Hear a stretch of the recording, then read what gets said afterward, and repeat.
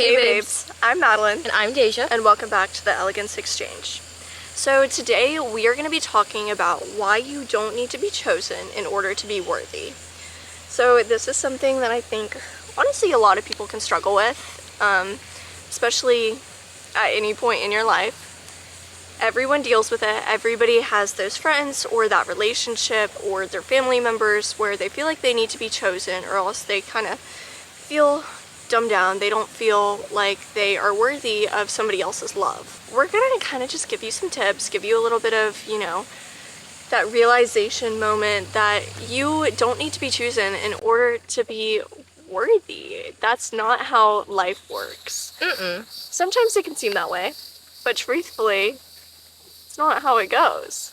No, and like you said, everyone goes through it at some point in their life. Like sometimes you hit that rock bottom and you're like, you don't get chosen and you're like, oh my gosh. And then you start really thinking negative about yourself.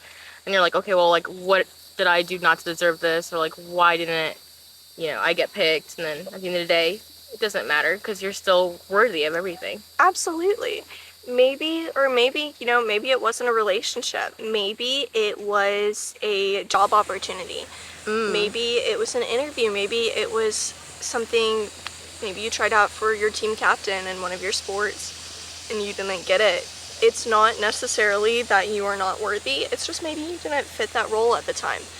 Maybe you still needed to do a little bit of personal development before you were ready for it. Maybe the universe or God or whatever you believe in was like, hey, you're not ready for this yet, you need to do a little bit more. Or maybe you simply just didn't have a big enough expectation for what you really deserved. Sometimes we dumb it down too much. Exactly. Or if anything, it could just be like, that position just wasn't for you and there's something else that is for you. Sometimes rejection isn't really rejection, it's just redirection.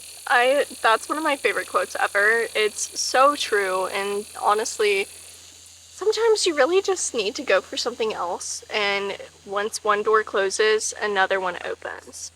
But kind of shifting into the more personal aspect, maybe you've spent your whole entire life going after friendships or guys or girls, just something that you have spent time going after because you need that validation. And say your crush doesn't like you back, your friends aren't really your friends, or maybe the person that you think so cool and you want to be your friend doesn't want to be your friend. How do we deal with our emotions? How do we kind of handle it and understand that it's not us? I think you just have to understand that it's not you.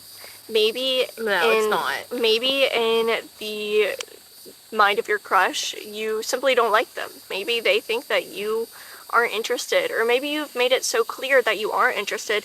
Maybe they were already interested in another person and they've liked them for like years. Maybe it's just a situation that you have absolutely no control over.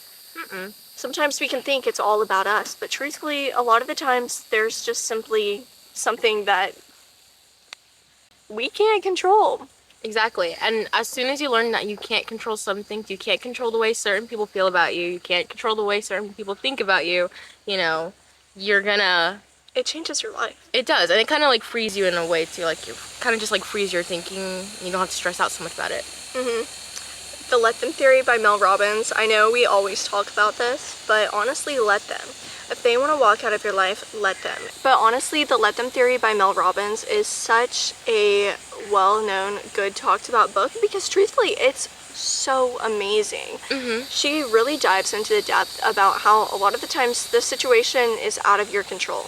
You can't control anything, you can only simply control your reaction and how you deal with it. So you just have to say let them and move on. If they don't want to be a part of your life, then it means that they probably want to be good in your life, or they probably would have held you back more than, making you grow and making you a better and more accountable person.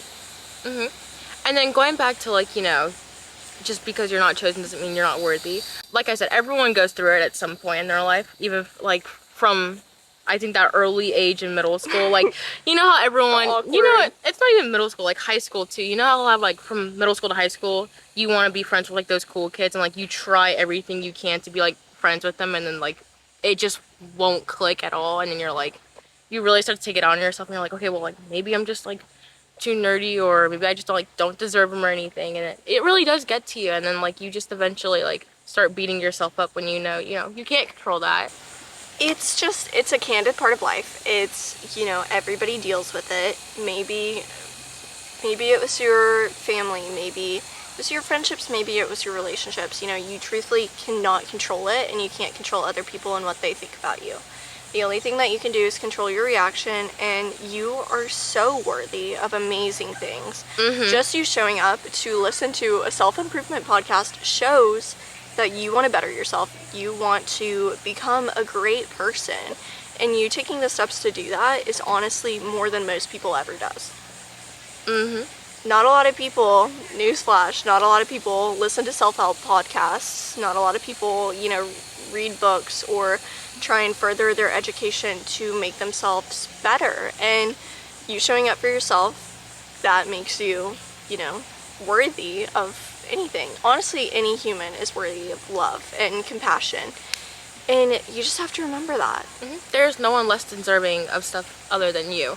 And if it doesn't fit into your life, it just means, there's simply other stuff waiting for you that does fit in your life. Honestly, there's probably something way better.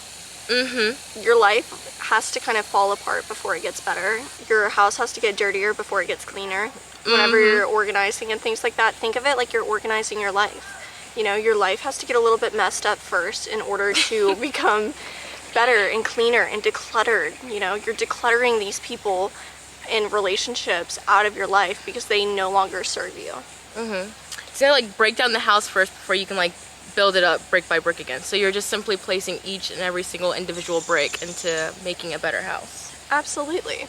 So yeah, truthfully, you deserve the world. You are an amazing person, and maybe, you have some flaws about you. Everybody does. Everyone does. But the fact that you can take the time to self-reflect, listen to a podcast, put yourself out there, try and figure it out, and it's like, is it me, or is it, that shows that you are wanting to improve and you are wanting to become worthy, and you already are worthy of love and compassion.